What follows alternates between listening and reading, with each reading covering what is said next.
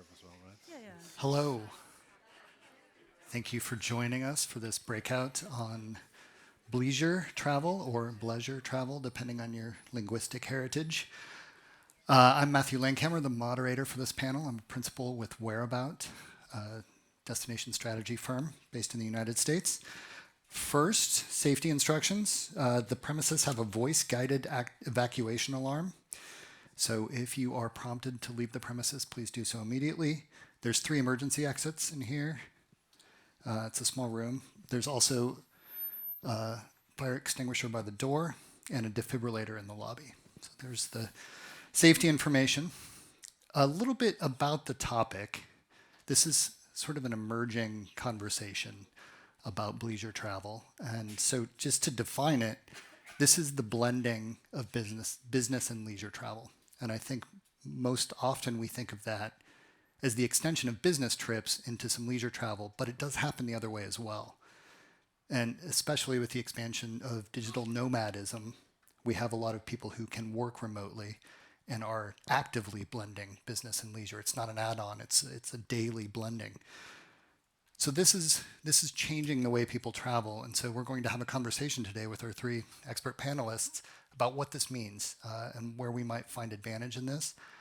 And I think we want to think about this pretty broadly, not just as that sort of traditional definition of Bleisure, but as any intersection of business and leisure travel. And what does that mean for us at a sustainable tourism conference? What does that mean for the future?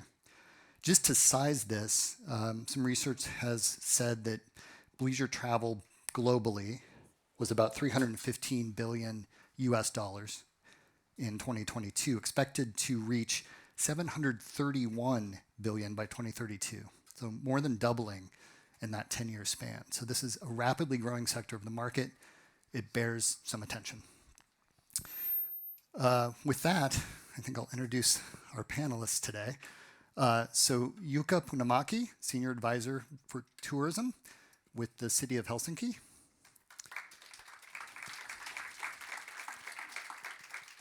Olivia Ruggles-Brise, the Vice President of Sustainability for BCD Travel. And Sven Wiltink, Global Senior Director of Sustainability for the Radisson Hotel Group. Thank you, panelists. And Olivia, I will invite you up first to start with your presentation. Thank you.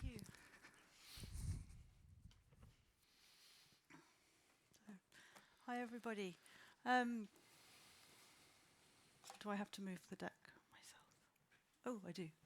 Anyway, well, it's really great to be here. Thank you to GSTC for inviting me. I work for a company called BCD Travel. We are a corporate travel management company. We work with companies across the globe to help them with their business travel. Our mission is to help them travel smart and achieve more. And more, travel smart means travel sustainably. And what I want to do today is to share with you some findings of some research we did into how business travelers think about sustainability and sustainable travel. I find this topic of Bleisure really interesting. Having spent a proportion of my life on the leisure side and then moving into business travel, you can see quite how separate the two are in many ways. And since COVID particularly, we've seen this massive growth in the blurring of the lines between business and leisure travel. And Matthew already kind of mentioned some of the things around digital nomadism and work from anywhere, that kind of thing. And as a travel management company, it's something we're interested in because it really makes us think about how we work with our customers to manage not only the business travel of their employees, but also what do we do about the portion of the trip which is leisure. And we've seen, I think, GBTA, the Global Business Travel Association, did some research that showed around 50% of business trips now have some element of leisure attached to them. And I think it's really interesting from a sustainability point of view, somebody who kind of works in sustainability, and my job is to try and make business travel more sustainable. the opportunities that brings for business travellers to engage more in the destinations that they visit, and how that then feeds back to the other leisure trips they might do. So I think this is a really important conversation, really interesting conversation. So yeah, thank you to GSTC for having it. I'm just going to share with you some data quickly on the business travel side of things. So we asked around 2,000 travellers last year about their kind of sorry, let's go back. Is that? Yeah. About their views on business travel or on sustainable travel, what's important to them, what's less important to them. And obviously, as employees of companies, they are somewhat beholden to what their companies set in terms of parameters when it comes to travel. But over half of them said that their companies are encouraging sustainable travel. And this is something that we're seeing more and more of, and particularly as companies are starting to set goals, particularly carbon reduction goals around travel. And there's an organisation called Transport and Environment that does an annual tracking of the biggest corporate travel spenders, and I think around 17% of the top 300 now have actual carbon reduction goals focused on business travel or air travel. So this is something we're seeing more and more of.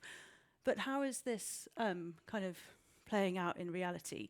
So you can see that, sorry, these slides are probably too much for anyone in the back to see, but the top ways that business travellers look to, or that employers look to reduce their travel emissions or increase their sustainability is the simplest one, which is reducing the number of trips, which is an interesting conversation for us as a company that essentially exists in order to facilitate trips. And also sharing ground transportation with others. You can see at the top are the sort of easiest things. When you look at the bottom, you can see it's things like staying in eco-friendly accommodation, taking the train instead of the plane, flying in fuel-efficient aircraft. And these are more of a challenge. So there's a whole interesting piece around information. So we know that there is a desire to stay in eco-friendly hotels here in GSTC. We know some of the challenges around identifying them. So I think there's some interesting stuff here around how we can merge the leisure and the business side in order to make sure the information is consistent. Again, looking at what the travellers do themselves. So at the top of the list, we have good old linen laundry in hotels. Again, that's something there's a lot of awareness of, and it's made very easy for them to do. Down at the bottom, we have more complicated things like minimizing their use of energy and that kind of thing. And again, it's all about, they do what is easiest and kind of given to them on a plate. And Booking.com launched their latest research yesterday or the day before, I think, and it pretty much said the same thing. There is a desire for customers, either on the leisure or the business side, to be sustainable, but they want it done for them. They don't want to have to make the decisions and the choices themselves. The question is, do they want to pay for it? And I think that's maybe a conversation that we can have a bit later. But certainly on the corporate travel side, we see some companies are willing to pay for a more sustainable product, but many of them still are very cost driven. This is where we look at what kind of behaviours are they willing to do. I think the one that is interesting, they want to take fewer but longer trips. So that I think that's a good for the destinations. I think that the big question around economy versus business, which sits somewhere in the middle, is an interesting one. Traveller wellness is something that we look more and more at, and actually is an integral part of thinking about the overall sort of business travel experience and sustainability. So how you can ensure that your business travellers are having a good experience and arrive comfortable and refreshed where they want to go. But if you look at the bottom, very clearly, cost is a challenge, and although cost decisions are made partly by the company and partly by the individual that's travelling, it's still a challenge. And when we looked at the motivations for sustainable travel, 68% say they care about the environment. I think you would say that if you answered a survey like this. But 17% are receiving incentives from their employer, so that's also a surprisingly high number, I think, actually. And it's interesting to see what some of the companies are doing in order to incentivize, promote, and reward sustainable travel. And then my final slide, I just wanted to end on this one. So we asked them sort of, how do you behave when it comes to sustainability when you're a business traveller versus when you're a leisure traveller? Because business travellers are leisure travellers. There's evidence that shows the more you travel for business, the more you travel for leisure as well. And as you can see here, basically when it comes to both travel planning and on trips, they're more likely to be more sustainable when they're a leisure traveller than when they're a business traveller. And I think that's a really interesting place to land on, and perhaps something we can discuss in the course of the conversation. So thank you very much.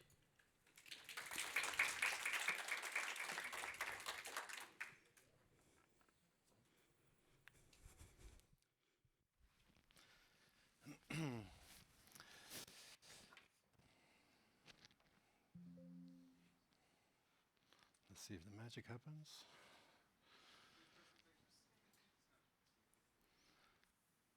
So, good afternoon, everybody. My name is Sven Wiltink. I'm the Global Senior Director, Sustainability of the Radisson Hotel Group. A couple of weeks ago, I was asked to join this panel session, and my first question was like, what is Bleisure?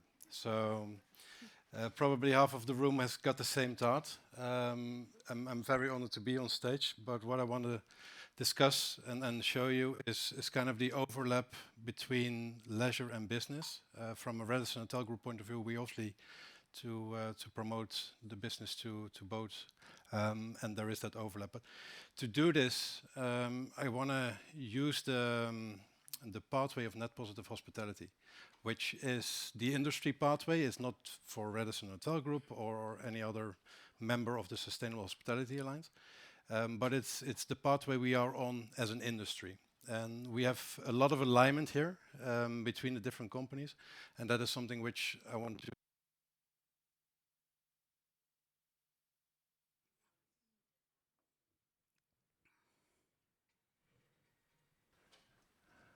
I can take the handheld. I can continue like this, however.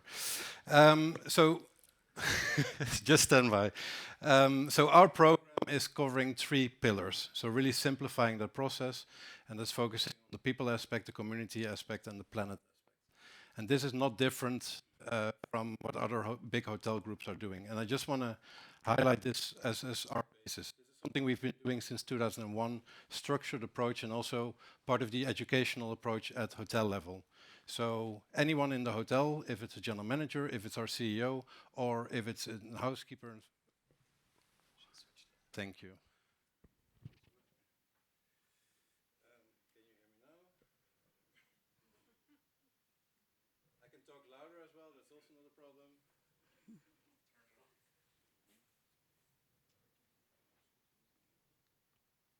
Sustainability is difficult. It's difficult, huh? Okay. Hello. Okay.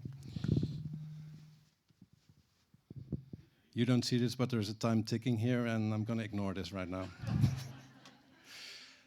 So the 3 pillars, this is something we've based our responsible business program on.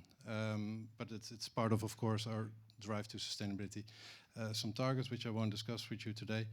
But it's all about the pathway of net positive hospitality, regardless if you're a leisure traveler or a business traveler, because everyone is looking at sustainability slightly in a different way, and we approach this in a different way. I think the slides from Olivia really showed that already.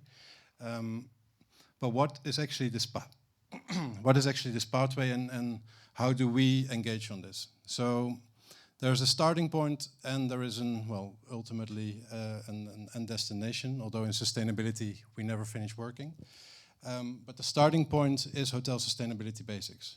It's the first starting step for any hotel globally, regardless if it's a huge, big property or a boutique hotel. That doesn't matter if it's a resort somewhere in the Atlantic Ocean or it's a city center hotel. The basics are the starting step for anyone starting their sustainability journey with 12 attributes, 12 criteria. These attributes are based on measurements, on planet initiatives, and on people outreach. And this is really the element where business and leisure are overlapping, because everyone is asking for the same thing. Where it be business is asking, what is your footprint? What is your carbon footprint? What is your water footprint? Does a leisure guest really ask for this? Not so much. But they will be interested in the linen reuse or vegetarian options for meal options. From there, we advance and we go towards GSTC acknowledged eco-labels, really focusing on the reduction of the different elements which are covering in the basics, but also looking at overall minimizing the negative impact. From there, accelerating, everyone is focusing now on net zero. The question is not longer what is net zero, but how do we actually engage and how do we action on this? And again, we need to translate this back into what does it mean for a traveler? Is this something which is requested by their business? Is this something which a leisure traveler is actually actively looking for? And then we're looking at leading, which is really about regenerative stays where we give more back than we actually take. And it doesn't mean that we need to fulfill the first three in order to be leading. We certainly want to be a leading company in this space, but it's very clear to us that this is not something you do alone. You do this together, and you need to make sure that you work together within the industry and beyond. And I think that's something we've seen today as well with Randy's presentation on the pathway. Now, coming to the link between Bleisure, so linking leisure and business, I've taken two examples with me today. One is resorts, because in resorts, we've already speaking about the length of stay. Automatically, many of our guests in resorts are staying more than one night. So from there, it's obviously easier to address the leisure and leisure travel for business guests. But really, it's important and really key that we are embedding the sustainability elements in the different categories of entertainment we activate within our resorts. So this is just a very simple slide.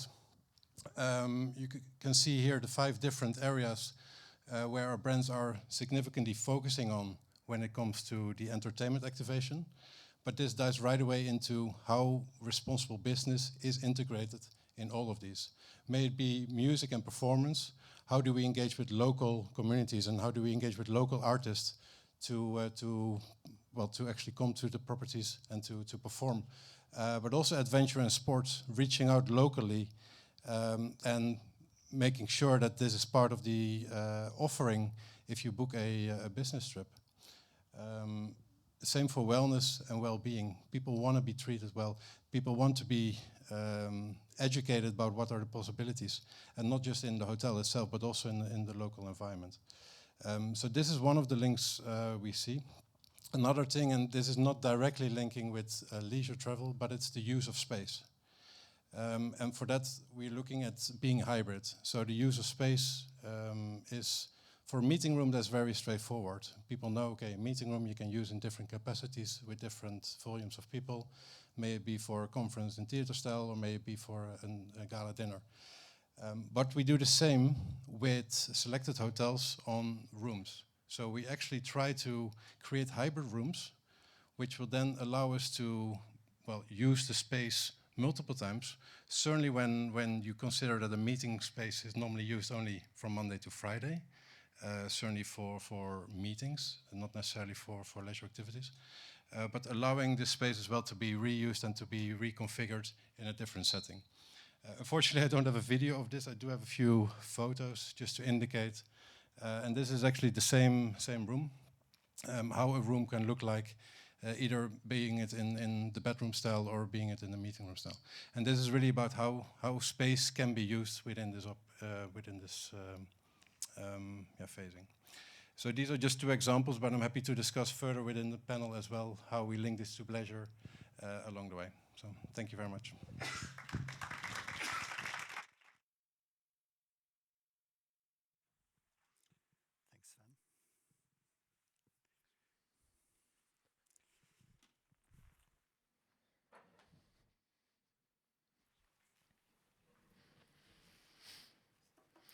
All right, good afternoon, everybody. So my name is Jukka Punamäki. I work for the city of Helsinki at the Tourism and Destination Management Unit, and I'm in charge of sustainable tourism development, among other things.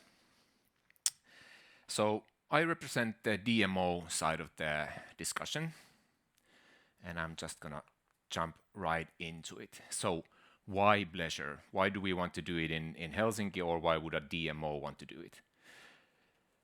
As we are talking about sustainability issues, I wanted to show our text from our city strategy. It says that an appealing city also attracts travelers. We will develop Helsinki into the smartest and most sustainable travel destination. And quite obviously, we are talking about the most sustainable travel destination in the world, actually, humbly. But that is our goal. I think we can actually reach it. When we are talking about sustainability, we're talking about environment, and we are talking, of course, the climate. The city of Helsinki has a goal to be carbon neutral by 2030. That's quite ambitious, but again, we feel that we can reach it. We have, of course, signed the Glasgow Declaration as a city. Hopefully everybody knows what it is. And then we have calculated our carbon emissions from tourism in the city of Helsinki. And the result will not be a surprise for anybody. Travel to destination is by far the biggest source of carbon emissions for Helsinki. And that's particularly difficult for us since, as you know, Helsinki is not in the center of things. I took a picture of just some random weather forecast for Europe, and this is quite typical for Finland and for Helsinki. We are just on the corner there, behind the banner. We're not in the middle, so you have to take the boat or a flight if you want to come there. So we are basically an island. So then it all comes down to this number. Anybody? What do you think this is? Length of stay. It's not high in Helsinki, but of course, if we can increase the length of stay, then the flying part will stay the same, but we will get more revenue and things will boom in Helsinki. So we want to increase that. It's actually one of our KPIs for Helsinki in our tourism strategy, but it's difficult. This is the length of stay from last year's. So we're actually gone a bit down. Our politicians are asking how's the length of stay KPI going on, and we are saying, oh, well, it's going down. But yeah, it's difficult. It's actually been the same since 1995. 1.7, 1.8, 1.8, 1.8, 1.7, 1.7. It's difficult. So what I did, I started to think, is there some other destination in Finland that could have a bit higher length of stay? And I checked Lapland and a municipality called Kittilä. They have the ski resort there. It's this dump. I have no idea why would somebody want to be there longer than 15 minutes. But it turns out length of stay in Kittilä, Lapland is 2.9, so much, much higher. If we would get something like that, it would be really good for the environment and, of course, for the business. So that's one part of the reason why we're doing it. Then the other reason is marketing. When the people are already in Helsinki for their business trip, it's the easiest people to get them to stay longer and market some leisure traveling. Makes sense. It's easy. We should do that. So two things why we're doing it. So how to do Bleisure is another question. We will start off again with some statistics. This is the division between leisure travel and business travel in Helsinki in 23. It used to be actually closer to 50-50 before the pandemic, but you know, remote work and all the Teams meetings and have tilted it towards the leisure. And obviously we are looking more about the business side. How do we get people to stay in Stockholm for the weekend, for example? Actually, GSTC has done it quite well. They made us come the night before for the town hall thing and then leave the day after because the Vasa dinner will be tomorrow evening. So well done, well done. But yeah, of course we can look, just like Matthew said, we could look at the leisure side as well. So if I come to Stockholm with my family or to Helsinki, I could come the day before to do some remote work, for example. But then we would need to have a new word for that, and it's Leisubus. Remember, this will catch on. It was Jukka from Helsinki who said it first. No. This is our border survey results from last year, and it's about leisure travel. And we can see that travelers to Helsinki are mostly 25 to 44 years old, male and female equally, traveling with spouse, significant other, family or friends alone quite equally, staying in hotels 50% about, and then, well, obviously since we are Helsinki, it's city break is the attractions and experiences that they do most, and then culture, nature, shopping and so forth. When we are looking at business travel, it obviously changes. So it's older people, predominantly male, staying more in hotel, traveling alone, and then, well, experiences, attractions, none of the listed. Obviously, it's a business trip.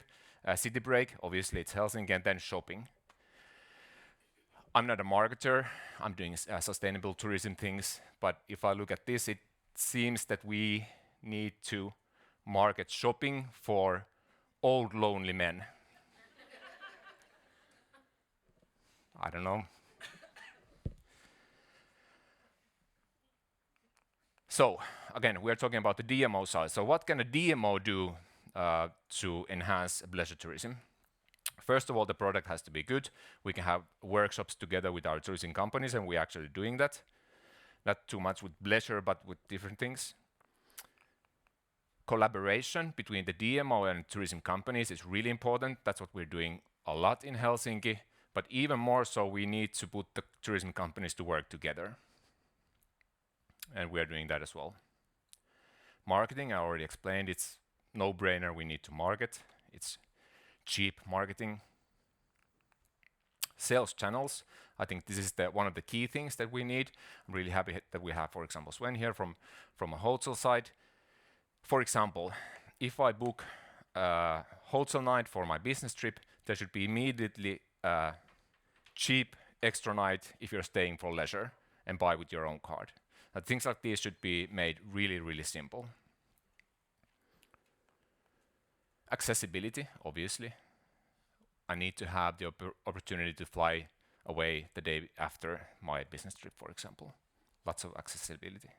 And then one thing that came up actually when we were discussing with the guys is legacy. It has something to do with Bleisure as well. When you're in a congress, what can you do for the local society? Maybe you can stay for the extra day, do something for the locals, or at least leave as much money as you can. So, but yeah, that's a whole different thing. So these were my small takeouts from this. Just remember, Leisubus. Thank you.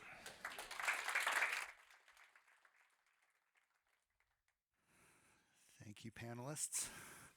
So now we have plenty of time for questions and answers.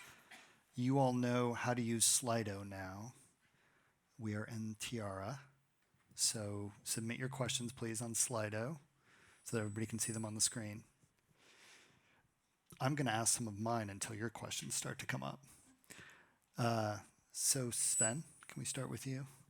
Net positive hospitality, that's a bold stance. Can you say more about what regenerative tourism might look like for hotels? Let's just say for the hotel sector in general. Are we okay? Yeah. I think it's the easiest question to answer. By all means, it's almost impossible. And regenerative, what does it actually mean? Giving more back than you take, and then from a guest perspective, that's obviously leaving the destination in a better place than when you arrive. From my point of view, I think it's an industry alignment where we're focusing on different elements. May it be nature positive, may it be the focus on the whole net zero trajectory, and defining this. But it starts with education, and that is something throughout the industry we see that we need to educate ourselves as a starting point, but we also need to educate our teams to be able to explain. It's the same with Bleisure. What does Bleisure actually mean? We need to take a step back and actually understand what it means before we start talking about it. That's a phase, that's a process where we're in right now as an industry with the Sustainable Hospitality Alliance, with WTTC. Do I take this off? Is this better?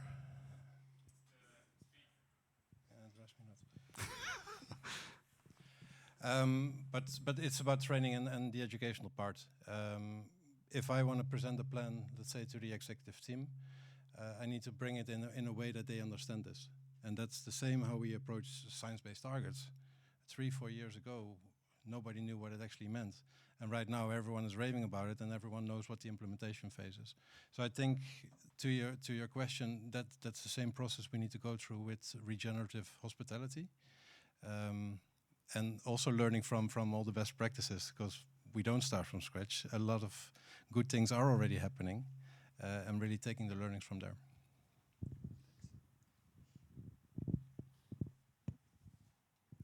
I think we got to go through the interface, Doug. Sorry.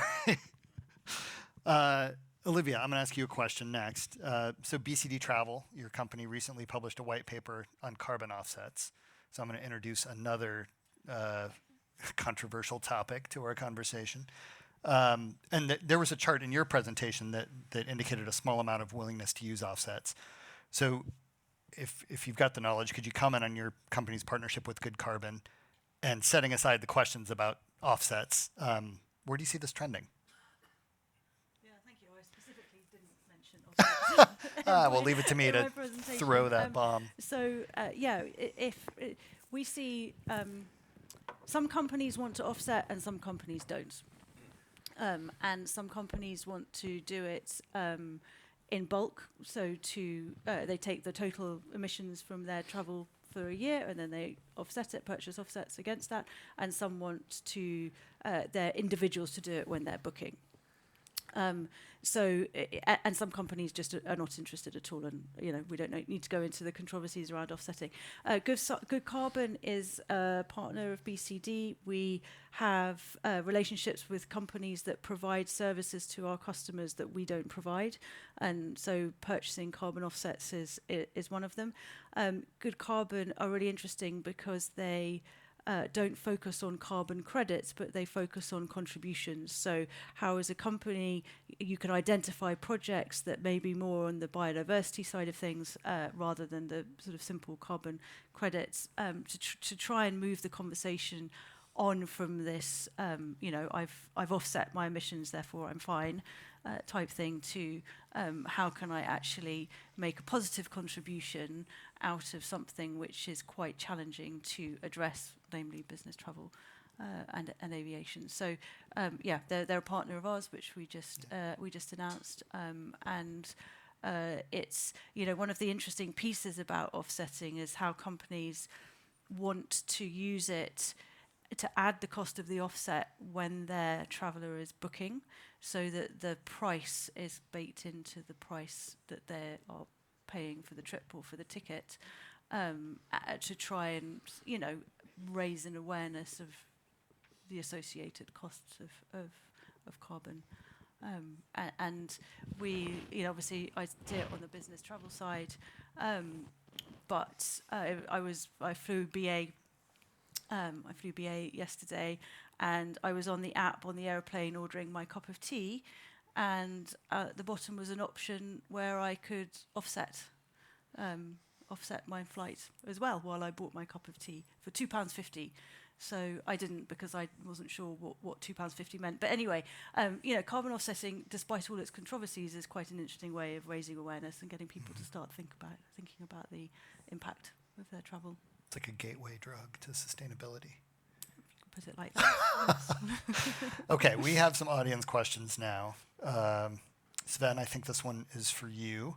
As far as there is no measurement standards for calculating carbon footprint, how does Radisson go after this in order to meet the expectations of their corporate?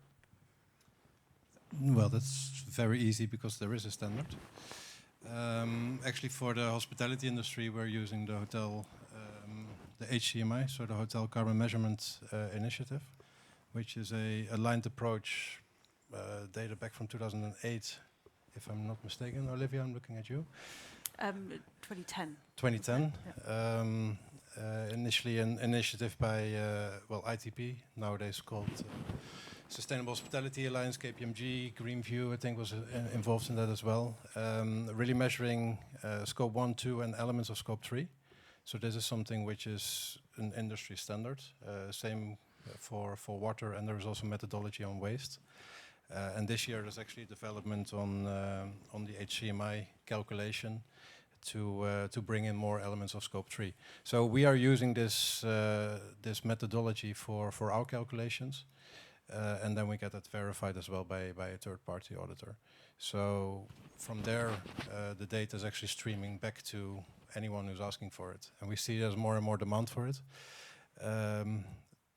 I would say a couple of years ago, hotels and hotel groups were skeptical to share that information, and that's also changing. And I think it's all about transparency in order to be able to improve.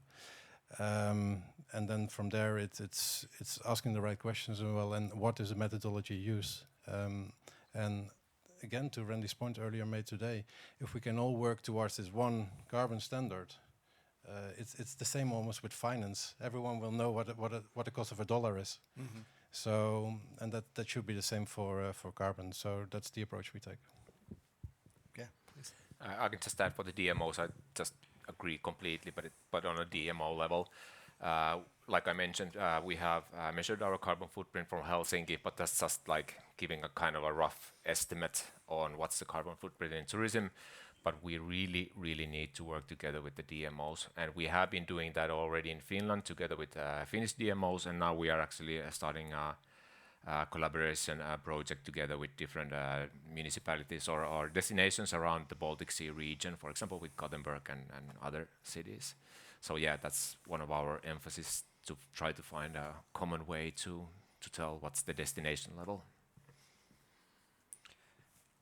Another question from the group. Actually, Jukka, I'm going to start with you again here. Have you ever considered regional collaborations with neighboring cities or countries to promote longer stays, whether the ski area or not, I think? Yeah, it's a good question. We do collaborate a lot with surrounding municipalities.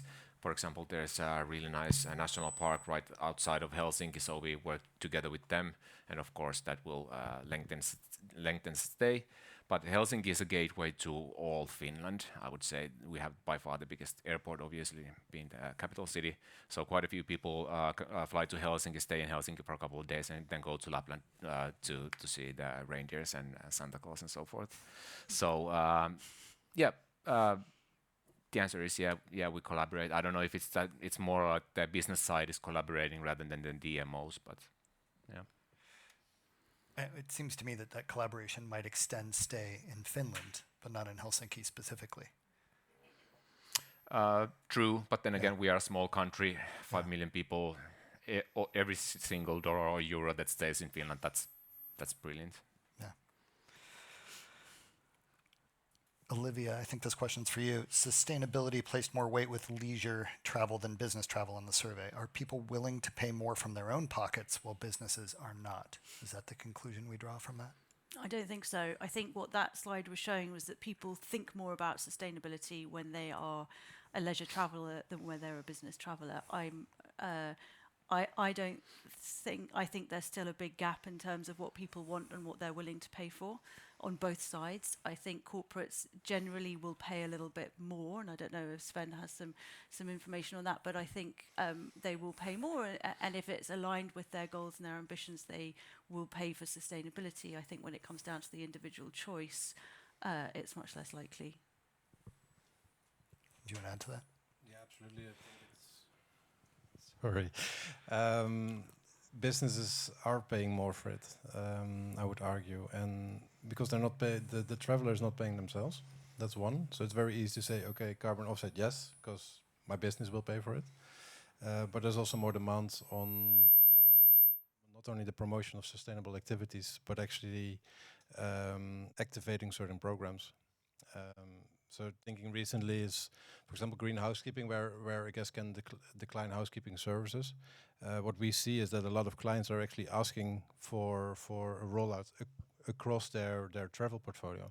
So any traveler from a particular client will not necessarily get the housekeeping services, which then will result in our case with Radisson, will actually do a donation to a foundation called Just a Drop, a water aid. And this is something we see increasing. But what we've done research specifically on potential price increase versus a loyalty program versus sustainability attributes. And it's not that you can say that one sustainability element will allow you to increase your prices. It needs to be across the board with different elements. So a certification, investment in renewable electricity, investment in the community, and so on. And that will allow you to kind of balance that price. So it's not just one element, but it's across the program. And I think just to add to that, people will pay for sustainability plus other things. So Lufthansa have their green fare, and they launched it, and it was just sustainability elements. They got very low uptake. Then they added in other elements around loyalty and additional points and that kind of thing, and they got much greater take up. So it's kind of people are willing to pay for it if it's part of something else, perhaps more than if it's just sustainability on its own. Interesting. Sort of tangential to what you were just talking about, Sven, in terms of money staying in the local economy. The way the question is phrased is, do you have a plan?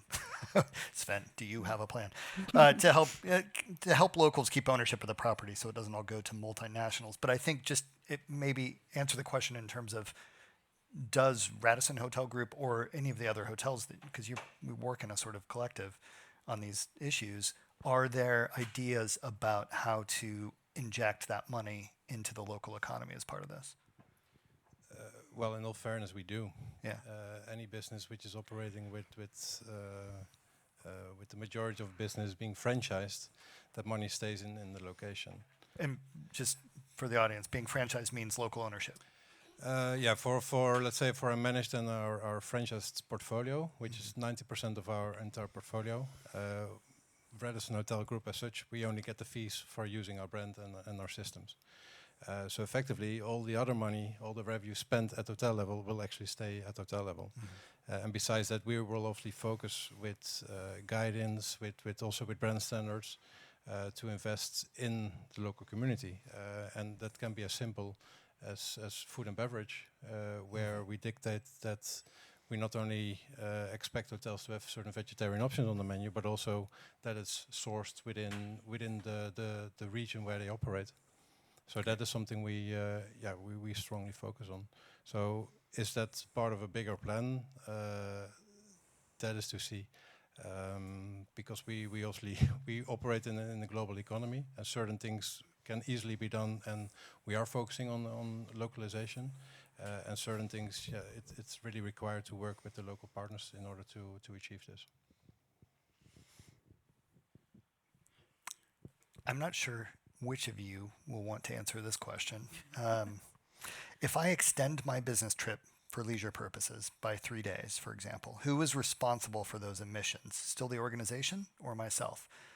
And I'm sort of curious, even if that idea of who is responsible is even the right question. But any of you want to take that one on? Very good question. Yeah. Whoever asked it. It's complex. I don't know if there's an answer. I'm not sure this is something that has really been thought about, if I'm honest. I think, you might want to look at who pays. And I think also if you're looking at a trip that includes a flight, the vast majority of the emissions associated with that trip will come from the flight, which is probably the responsibility of the company, I would say. And you can argue about the hotel side and other ground transportation, but it's an interesting question. And I think we have conversations at BCD about insurance, like who's responsible for the insurance of somebody when they're on a leisure part of a business trip and that kind of thing. But I think it's a very good question. Anybody else? This is ultimately who's paying for it. Yeah. So Who's paying for any offsets, for example, or who's paying for the travel? no, who's paying for the travel? And then from there, well, in the end, it's still the traveler who's responsible. They make the decision to travel. Yeah. So Jukka, in terms of data collection, is business, leisure a binary choice? So I think you had slides that showed business versus leisure. Or can many already be there for Bleisure? And I guess I would add to this, is there a way to measure that section of the Venn diagram that overlaps? No, that's a really good question, or actually an idea. We should do it. Yeah. Okay. It's on national level, obviously, because it's border survey. But I need to talk with our statistics Finland to add it in. Yeah. And while we're on the topic, how does Helsinki measure and track its sustainability performance as a DMO? You had the length of stay measure, obviously, but what other measures do you track? Oh, so many. We are actually building our tourism data platform at the moment. We have over 500 data points from tourism in this one platform that we're using, and it has multiple different data points for sustainability. So it's citizen engagement things and carbon footprint and length of stay. It's about how many products do we have for LGBTQ or accessibility products or well, you name it. It's loads and loads. There are a couple of questions about MICE travel, so meetings, incentive, conferences, exhibitions. So I'm going to ask them together. How can we brand our destination if MICE contributes the majority of the tourism? And what are emerging trends in sustainable MICE practices? So I know this is about Leisure that we're talking about today, but presumably MICE travel would be a piece of that. So are there any trends that any of you specifically have seen around that portion of business travel? As a destination, we are really pushing congresses. Of course, they're really good business. They leave the most money into the destination, so we want more congresses. And we are working quite a lot with our tourism companies when it comes to congress sector. One thing I was actually about to say previously already, that we are now pushing our companies on that sector to measure their carbon footprint and put it already on their products. So when somebody wants to have their congress in Helsinki, all the companies can say, okay, if you take this venue, the carbon footprint for your event will be this. Or if you take this food, the carbon footprint will be this. So we make it as simple as possible for the customer to choose Helsinki and choose their products, and then they can easily just report it forward, what they will most probably do in the future, at least the big ones. So that's something. Okay. I think what we're seeing is that whereas business travel has come back very differently after COVID, particularly in terms of volume, so we're still about 20% down in terms of volume. Meetings and events is absolutely booming. So there is a huge demand for people to get together. And that's, so in a way, I think there's some industry statistic that says that if you for every event that you attend, you save yourself 7 potential business trips because of all the people that you're meeting at an event. Otherwise, you'd have to go and meet. So I think kind of meetings in themselves are an interesting. Have an interesting sustainability story when it comes to business travel, also because there is this opportunity to really get involved with and experience the destination, even through the course of the event, like we have here. The events industry is waking up more and more, I think, to sustainability. The conversations around, waste, use of plastics, recycling are far more common now in events than perhaps they were a few years ago. Big conversations about carbon and the travel side of things, but when you kind of strip that away, there's waste, there's food waste, and I think events are a good way of raising awareness of those sorts of things within attendees, but also destinations, also corporate. So they're a good way of bringing things together, but it's highly complicated, sustainability and events and measurement and that kind of thing. Agree, but I would also say that you can break things down in what you say, food waste, plastics is obviously a huge issue. I think we see here in front of us already solutions out there. It's not that we need to reinvent the wheel. What we see is that there's more questions asked as well to the attendees. In terms of travel, where do they come from, what is their footprint. There is more ambition to actually do compensation of the footprint for those travelers. So that is something we see more and more. And as Radisson Hotel Group, we do carbon offsetting for the entire meeting and events space use anyway, which is part of the proposition. And it's not necessarily to reduce the carbon emissions, because you have different elements you need to focus there, but it's really to promote planet and social projects in the environment where we operate. So, and that is something which we started back in 2019, and that's something we see more and more happening.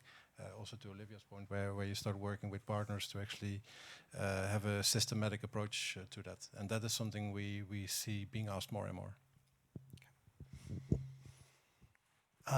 Jukka, I'm going to address this question to you. There are a number of studies pointing out that women tend to be more concerned about sustainability than men. I think as witnessed Randy's comment about the GSTC board, and even I think looking at this room, that's the eco-gender gap, as it's called, and a lot of the marketing is targeted towards women around sustainability. But your data about business travelers shows that predominance of lonely middle-aged men shopping. I feel singled out. What particular strategies might Helsinki use to speak specifically to men about the importance of traveling sustainably while there? Well, the answer is we don't really have. First of all, it's really sad that it's still 70-30 for business travel for men. But besides that, it's we're trying to be inclusive and not look at it by men or women. But like I mentioned before, we are trying to be the most sustainable travel destination in the world, and I'm quite sure that most of the people in the world still don't actually really make their decisions upon sustainability. But we, as a really small destination in the world, we think that if we can say that we are the most sustainable, or even somewhere in vicinity of being the most sustainable, then we will get just the right kind of people to Helsinki. So they are interested in sustainability. They're most probably interested in the Finnish culture or the Helsinki culture. They will probably stay a bit longer. So they are exactly the people we want to get to Helsinki. That's why our strategy is to be the most sustainable travel destination in the world. Doesn't matter if it's men or women. Okay. Sven, what is the view of Radisson towards so many certification providers? Do you have your own certification? This was a very popular question in the queue. To the second point, no, we don't have our own certification. Thank God, no, because there's enough out there. But I think, let me say what we are focusing on as a group. So by brand standards, we expect any hotel to have done a verification on the hotel sustainability basics. That's the first step, or an eco label, and that's actually specifically with Green Key, as we're strategic partners with Green Key International. So that's the expectation. But what we see is that there's so many different labels out there. We get the questions as well asked by our clients, what is good and what does good look like? And we've always said, as long as the label is acknowledged by the GSTC, then that's sufficient for us to actually proceed with. But I think we need to take that step back, and actually as an industry, there needs to be done more within sustainability. And that's why we are hammering as a group really on hotel sustainability basics. It's not that we are not ambitious enough. Before COVID, we had 80% of our MEA portfolio eco-labeled. So it's not that, but we need to get everyone on board, and that's really what drives us to not only promote the basics within the industry, but also beyond that and getting that recognition, which is actually being picked up really well with the support of WTTC and as well the Sustainable Hospitality Alliance. We have just a few minutes left, so I think this one is addressed to the whole panel, and it's sort of a broad question, but any of you who want to take this on, the biggest benefits and pitfalls of leisure bus travel for employees, for employers, and for the environment. So it's not all wonderful. Certainly, there's probably some downsides, but what are in your minds, what are the biggest upsides and downsides of this?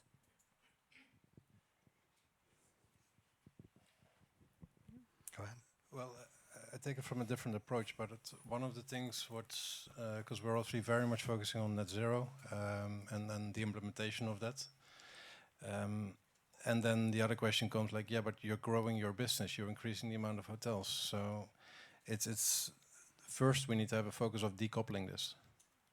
That's something we're very active within our conversions and as well with our new build properties. But it's decoupling of the growth versus the emissions you have. And that doesn't necessarily directly answer your question, but it will result as well in the impact for any traveler staying with us.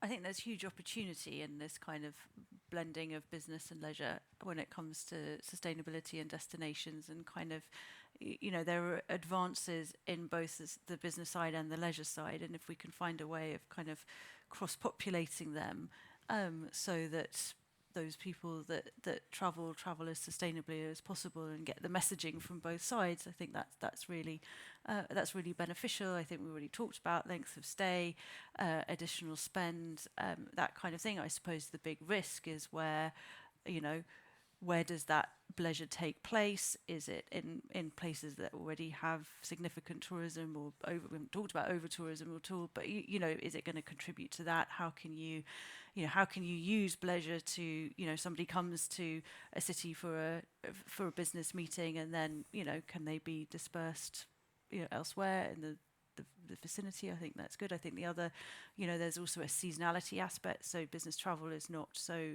driven by seasonality as some leisure, and so you have an opportunity for that. So I think I think the upside is greater than the downside when it comes to this. But as with everything, you to do it intentionally and purposefully, and make sure that you're having a positive impact. Okay. Any final thoughts? I agree. Okay. And it is 15 after, so that is our time for today. Join me in thanking our panelists for great presentations. And I believe we now have a coffee break. Thank you all for attending.